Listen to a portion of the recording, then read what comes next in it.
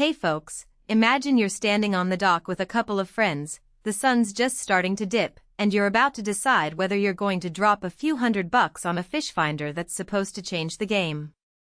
I've been in that spot more than once, scrolling through endless options on a phone, wondering if the next upgrade will finally give me that confidence to cast farther out without constantly guessing where the fish are. Link is in the description if you want to check the product details on Amazon. The truth is, the decision isn't just about the numbers on a spec sheet, it's about whether the device fits into the rhythm of your day on the water, how it handles the little annoyances you never think about until you're actually out there, and whether you'll feel like you got your money's worth after the first weekend.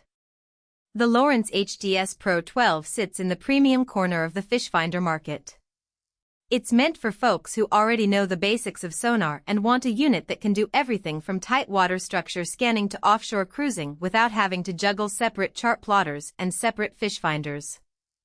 If you've ever been frustrated by having to switch between two displays, one for mapping and one for fish locations, you'll immediately sense the appeal of a 3-in-1 transducer that promises both active imaging and Sidescan capability. But before we rush to praise, let's unpack what that actually looks like when you're out on a lake or a coastal inlet. First, the day-to-day setup.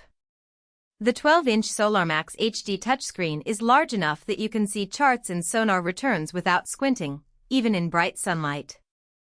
The screen's anti-glare coating does a decent job, but if you're fishing in full midday glare, you'll still find yourself tapping a bit harder to get a clear read.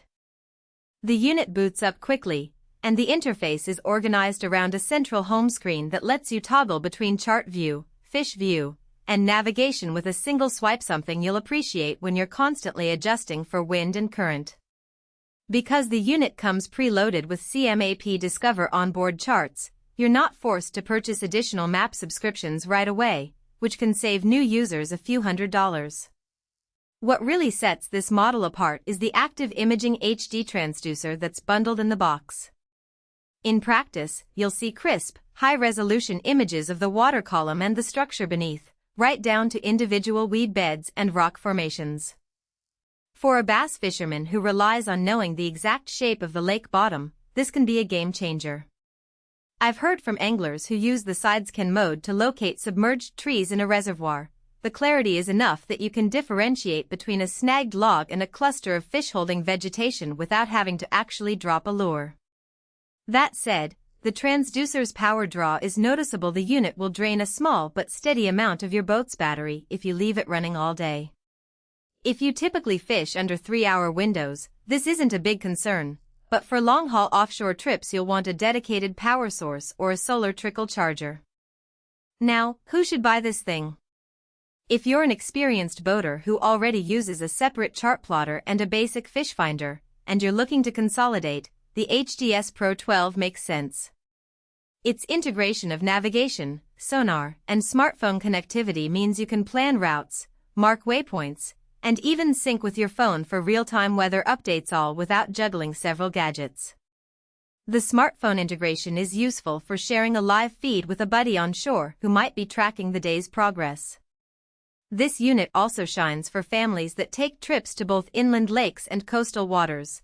The dual sonar modes handle shallow flats and deeper offshore layers without needing to swap hardware. On the flip side, if you're a casual weekend paddler who spends a few hours on a calm lake, the HDS Pro 12 is probably overkill. The price point is higher than many entry-level units, and the advanced imaging features won't provide a noticeable edge when you're only fishing in 1-foot deep water with a simple jig. Likewise, if you're a budget-conscious angler who can comfortably get reliable fish locations from a basic 7-inch unit, you might see better value in a more modest model. Also, the unit's hefty size and weight mean it's not ideal for small dinghies or kayaks where space and balance are at a premium. From a practical standpoint, the strengths are clear. The combination of ActiveImaging HD and the Sidescan mode gives you a dual perspective that you won't get on a typical single-frequency fish finder. The inclusion of CMAP Discover charts means you're ready to go right out of the box, and the touchscreen interface feels intuitive after a brief learning curve. The device also supports FishReveal, which overlays fish icons onto the Sidescan image, offering an instant visual cue that can boost confidence for newer anglers. In my experience, having that visual cue on